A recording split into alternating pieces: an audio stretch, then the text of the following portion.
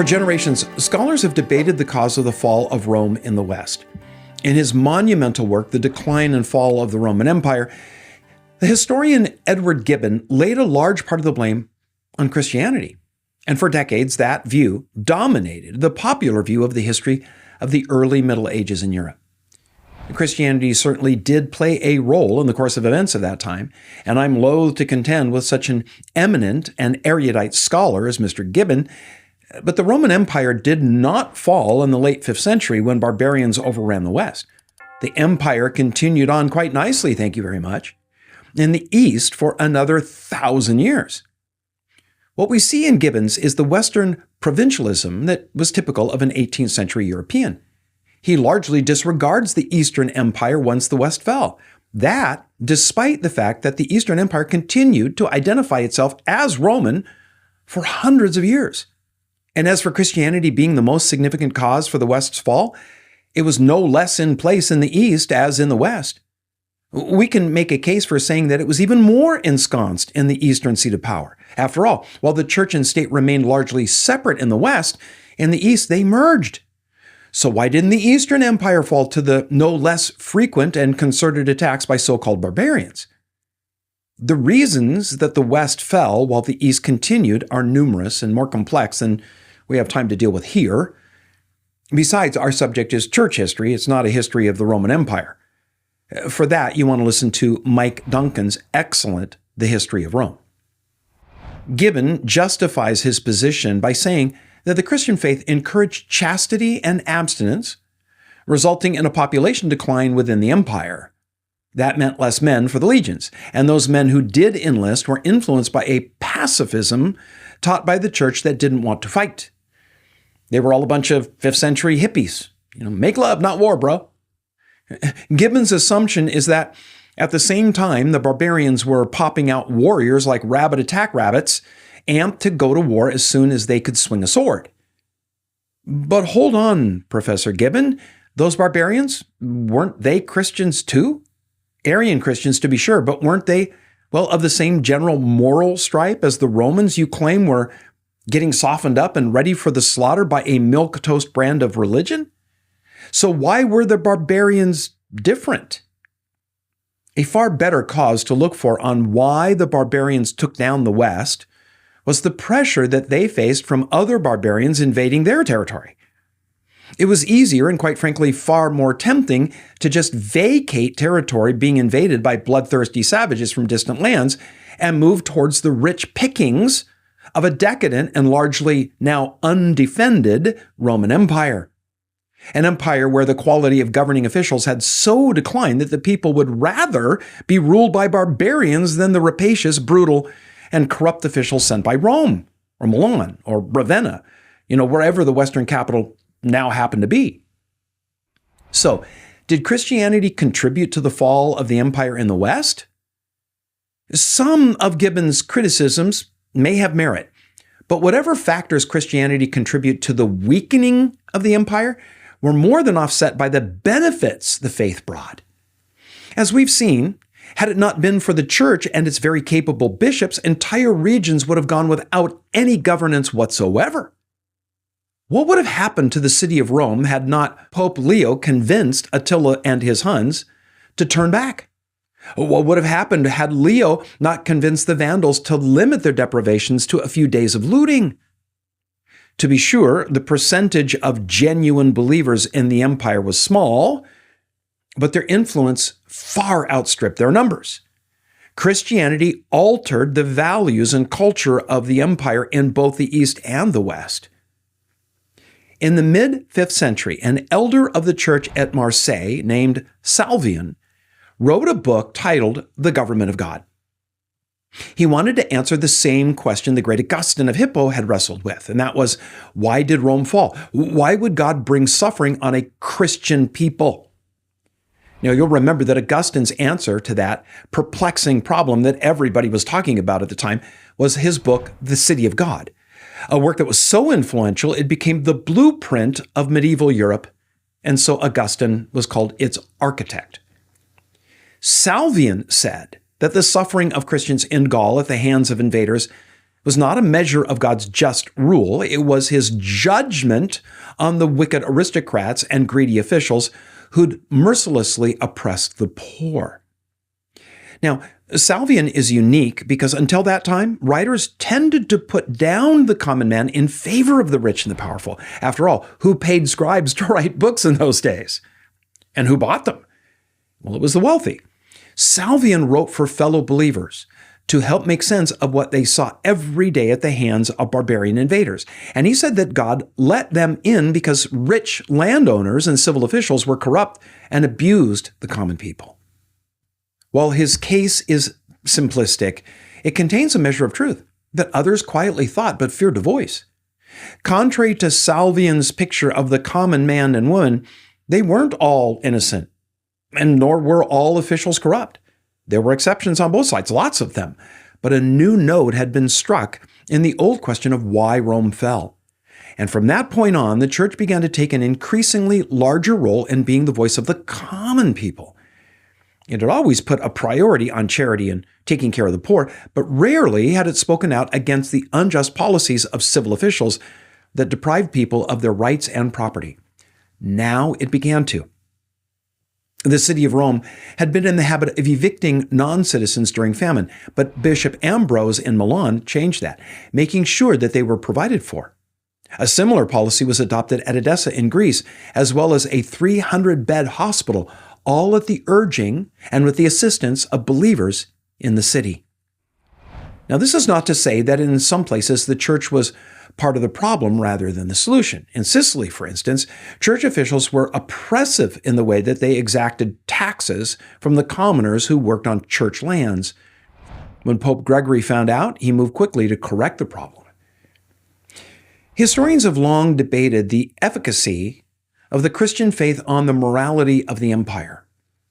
The tendency among advocates of the faith is to attribute too much influence to the church, while critics scoff and say that the church had no impact on morals. The truth, as usual, is somewhere in between. It was the influence of Christianity that brought an end to the gladiatorial combats.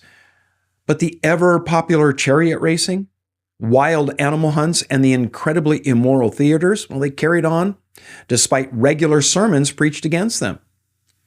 The theater was so bawdy, some emperors banned them.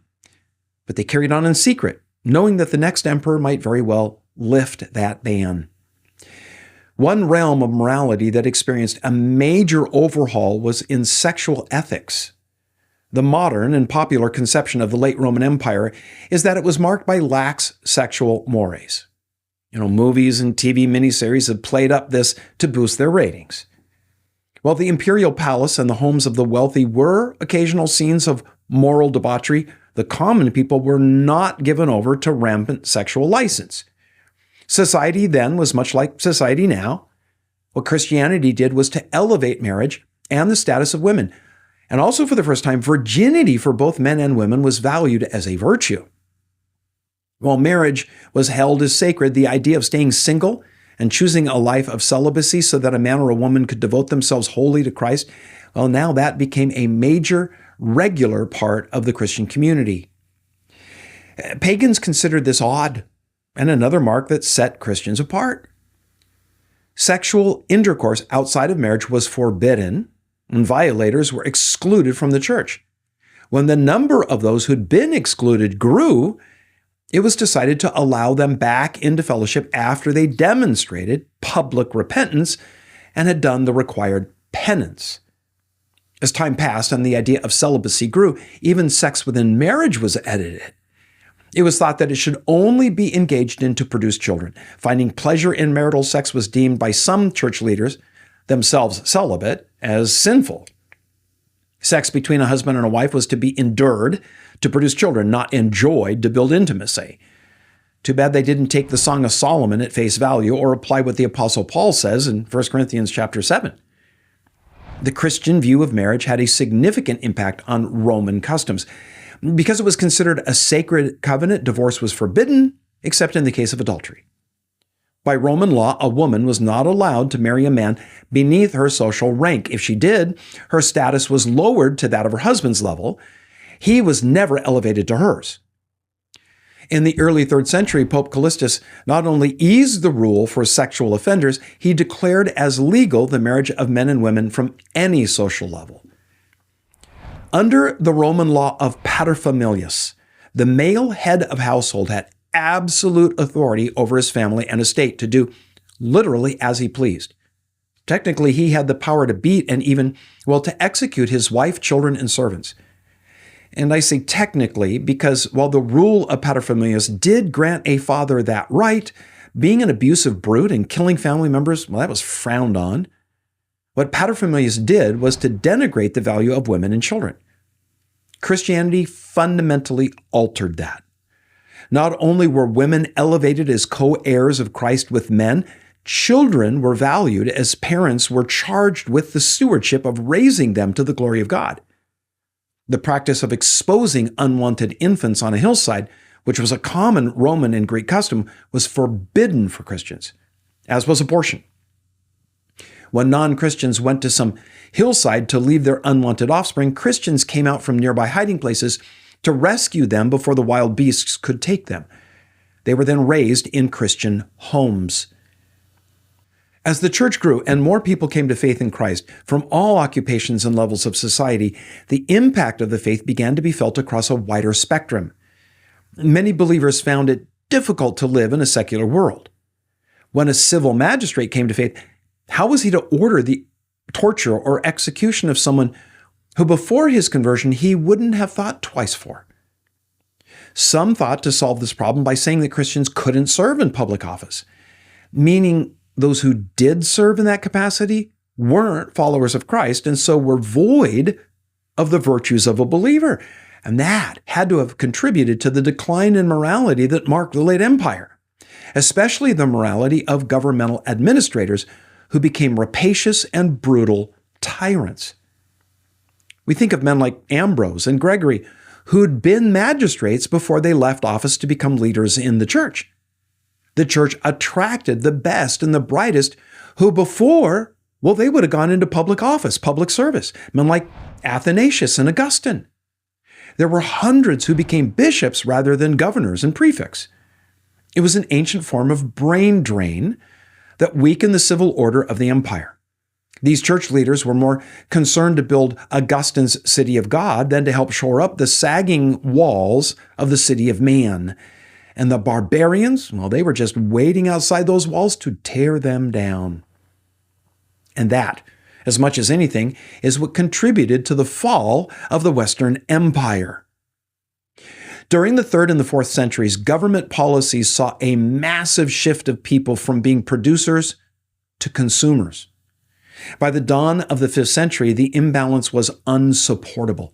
The army had doubled in size to deal with a barbarian threat.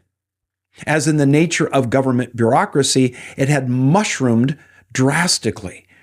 But producers, like farmers and manufacturers, had dropped significantly. The cost of doing business rose steeply, consuming profits, and farmland was either threatened by invasion or stolen by elites who knew how to work the system to avoid paying their fair share of taxes. All of that burdened the government at the same time as impoverishing it. And wouldn't you know it? It was right at that time that new barbarian groups decided to have a go at the old girl called Rome. Many commoners of the Western Empire weren't really all that worried about the barbarians. They were ready for change since their Roman overlords had become brutal and rapacious. A change in regime sounded rather good. Out of frustration with the civil authorities in Rome, Pope Gregory negotiated with the Lombards. The Christians submitted to barbarian political rule and then promptly converted those barbarians to the faith. So, Christianity may indeed have contributed in a small way to the fall of the Western Empire, but the question is, was it really worth saving? Was history set back by Rome's demise? If Rome's fall was Christianity's fault, how then did the church become the repository of culture and the treasury of civilization to emerge as one of the dominant institutions in the centuries that followed? The barbarians may have conquered the Western Empire, but the church soon conquered them. The Byzantine Emperor Justinian I's reconquest of Italy, liberating it from its brief stint under barbarian control, was even briefer. Soon after Justinian's forces regained control of portions of the peninsula and put them back under the empire's dominion, yet another Germanic group invaded and put most of Italy under their jurisdiction. The Lombards were a Scandinavian group who'd emerged as the dominant Germanic tribe. In 568, they conquered Byzantine Italy and formed what is called the Kingdom of Italy, which lasted into the late 8th century when it was brought down by the Franks, though Lombard nobles continued to rule portions of the peninsula until the 11th century. The Lombards conquered Italy during Gregory the Great's term as pope. As the Lombards advanced on the city of Rome with not a whit of hope of help from the imperial rulers sitting in Ravenna, Gregory took control in Rome. He secured supplies for the coming siege, though both famine and plague had decimated the land. He bolstered Rome's defenses and commissioned new military leaders to lead the army into the field to meet the Lombards. And once these plans were underway, Gregory then, he opened negotiations with the enemy and finalized a peace with them without the emperor's approval. It's difficult for the modern student of history to understand how the Roman popes managed to wield such political power as they did during the Middle Ages. We tend to layer back onto history the current state of affairs. As Europe is today firmly ensconced in a secularism that's highly antagonistic to the church, it's difficult to see how a pope could have been the single most powerful political force for hundreds of years. While the influence of the Pope had grown ever since the days of Leo the Great, it was under Gregory that the Pope became a defining role in European history. Though Gregory was, in his senior years, and increasingly frail, what he accomplished was literally breathtaking. At the same time that he dealt with the Lombards and the daily needs of the city, he administered the church. He oversaw its estates, cared for the needs of his massive flock, provided leaders for the churches of Gaul and Spain, dealt with a constant kerfuffle with the Church of Constantinople, and on top of all of that, he laid plans for the expansion of the faith into new realms. In Europe, Gregory's papacy marks the transition from the ancient world where imperial Rome ruled to the medieval world ruled by the Roman Catholic Church. The church played a major role in that world. It was the one institution that survived and transmitted Roman culture into the Middle Ages. Though altered to fit its unique spiritual emphasis, the Roman Church drew its organizational and its administrative structure from the old imperial form. Each city had its own bishop and each region an archbishop. Within each bishop's realm of oversight, called a diocese, there was a staff of assistants, that closely resembled Roman civil administration. Church rules, called canon law, were parallel to Roman civil law. And at first, canon law was defined by church councils that met to decide both practical and doctrinal issues.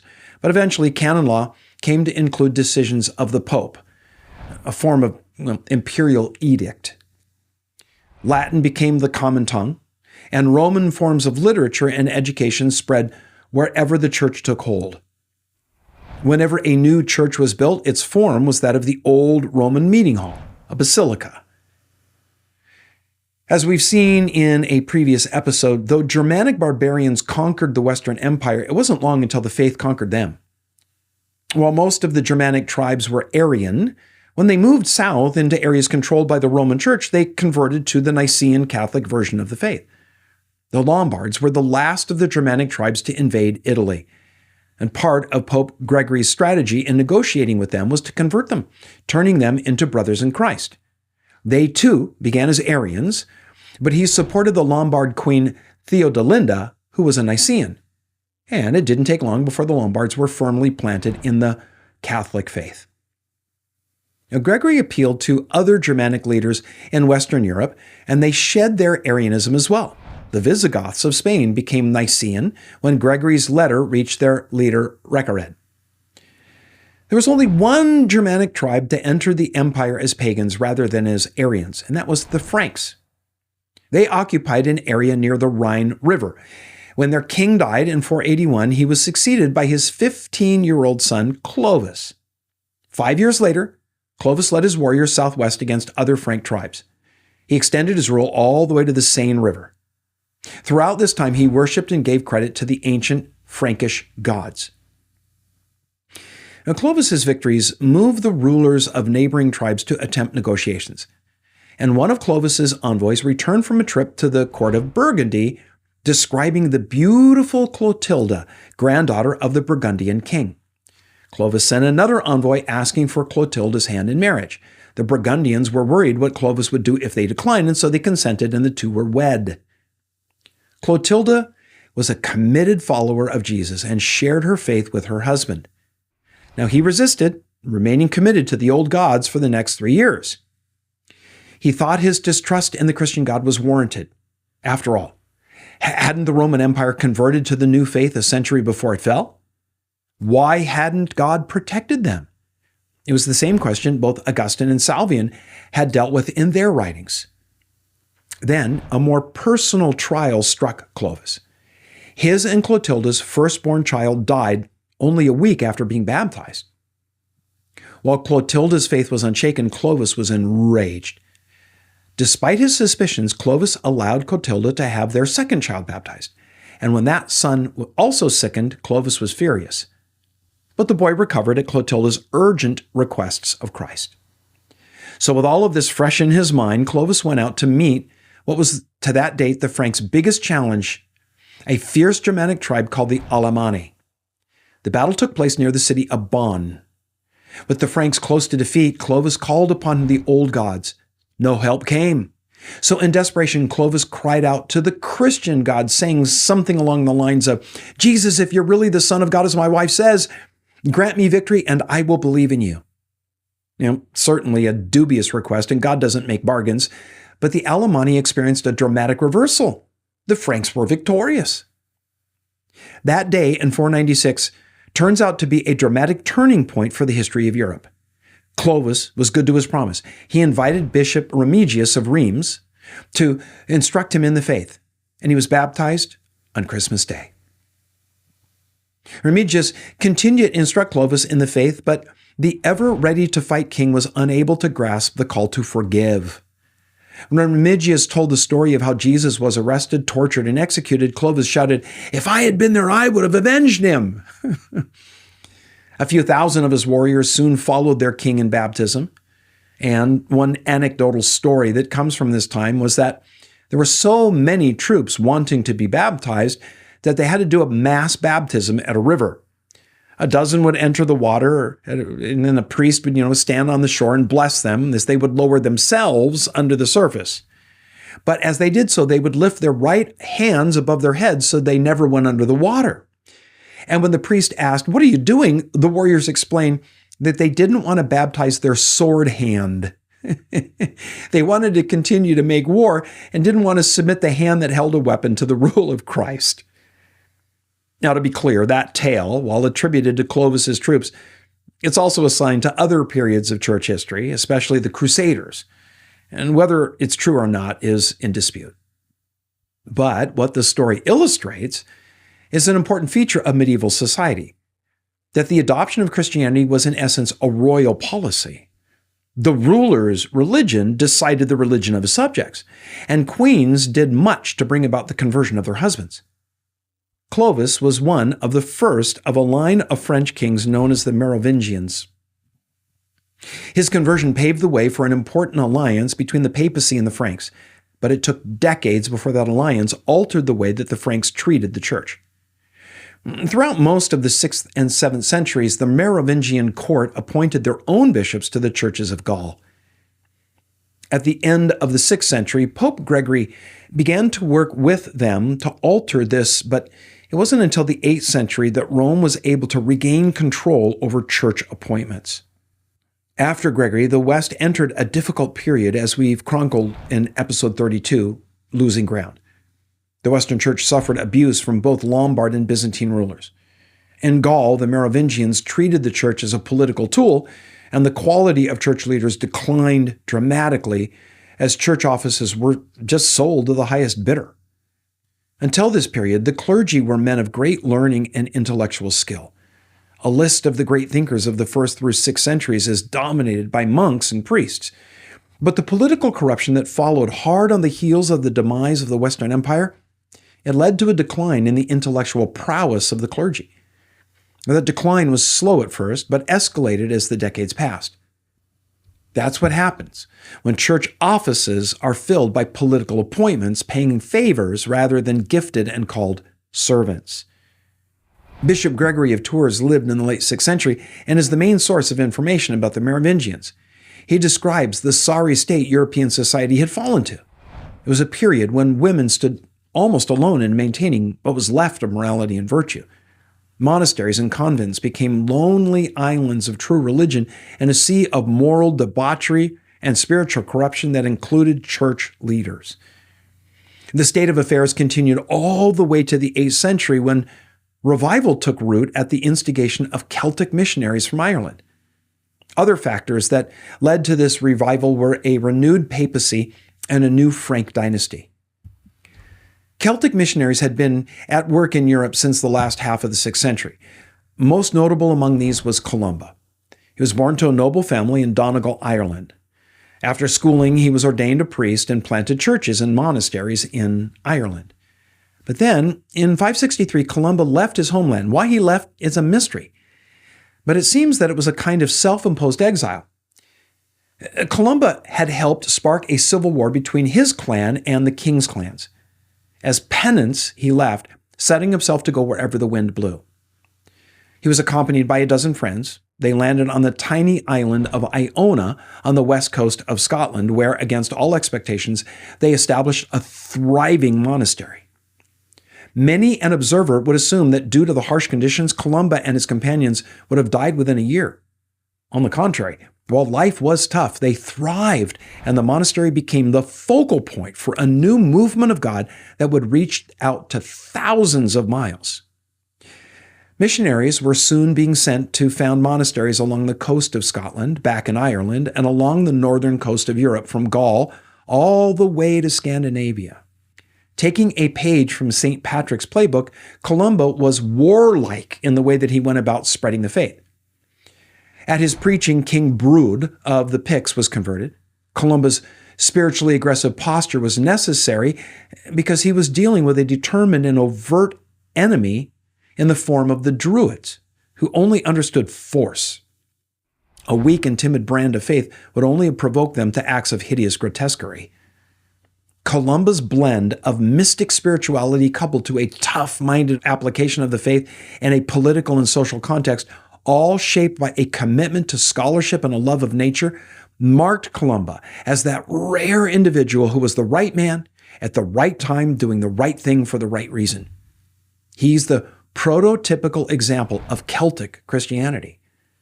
Columba was the mold that Celtic Christian missionaries were cut from as they sailed across the sea to land in Gaul, carrying the sparks of revival that united to bring Europe out of the great spiritual recession.